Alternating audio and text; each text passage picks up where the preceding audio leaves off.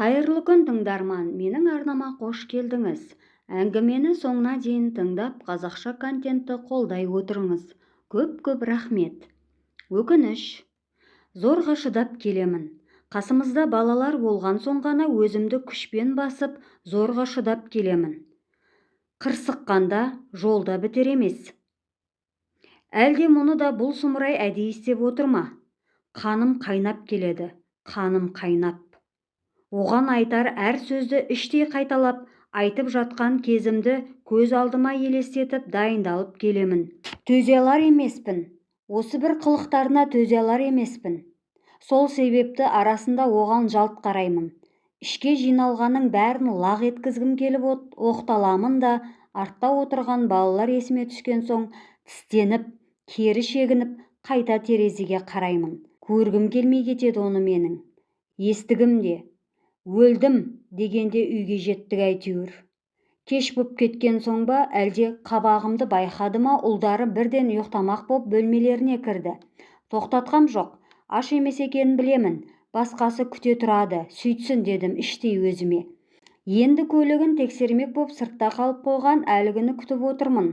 Жүрісі де шіркіннің оңған емес, созылып. Ол келемін дегенше бара салғаны мың есе артық. Сол себепті аулаға өзім шықтым. Баяғы сол жолға шығатын көлігін сипалап жүр екен. Басқа не бітіруші еді ол? Жетіп бардым қасына. Екі қолымды айқастырып, жынымды баса алмай тұрмын селк-селк етіп. Сөйтсем, не болды, дейді ол маған, түк болмағандай. Күйіп кеттім. Ұятың бар ма?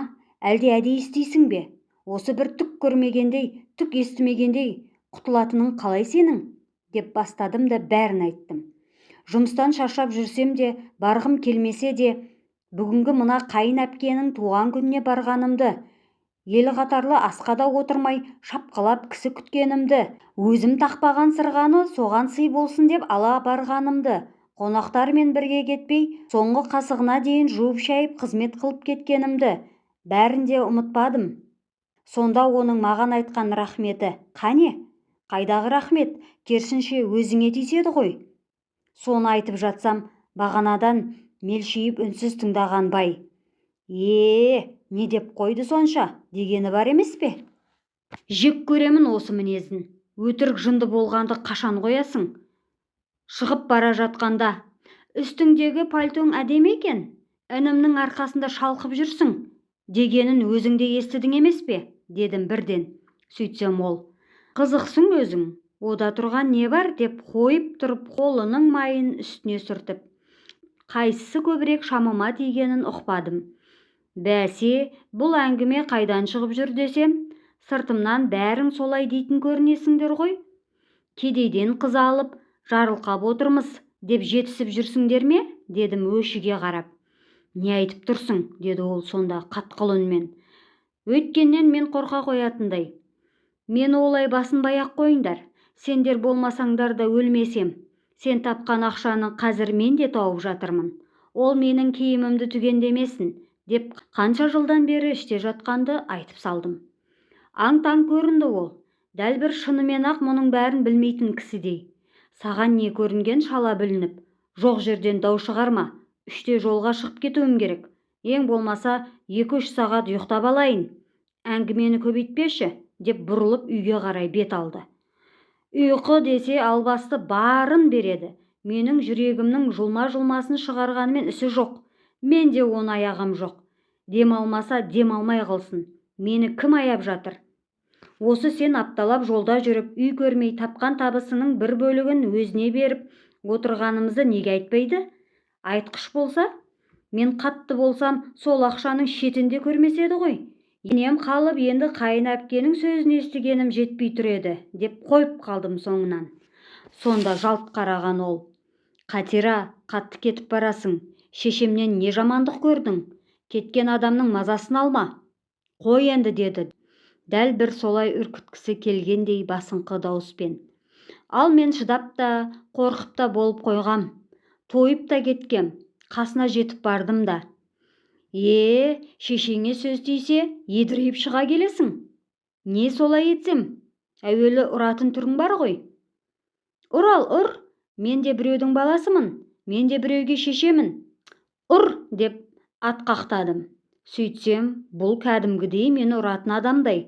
Қоясың ба жоқ па деп алақанын сумаңдатып жоғарға көтеріп қояды. Жүрегім ауырып кетті. Енді жетпеген осы еді. Есірейін деген екенсің. Ыстық суықтың бәрінен бірге шықтым. Балаларыңды өсіріп жатырмын. Жағдайың сәл түзеліп еді, енді ұрайын дедің бе? Деп екі көзге ерік бердім. Жек көріп кеткендей болдым өзін. Ол болса беті бүлк етпей әлі қарап тұр. Көргім келмейді сені, дедім. Кет, келмесең де болады. Сенсіз де күнімді көре аламын. Маған міндетсінбей ақ қойыңдар. Балаларды сенсіз ақ жеткіземін. Көзіме көрінбеңдер. Әпкең де өзің де құрыңдар, деп ағыл-тегіл жылап үйге кірдім. Оның соңымнан әлденен айтып жатқанына құлақ түргем жоқ.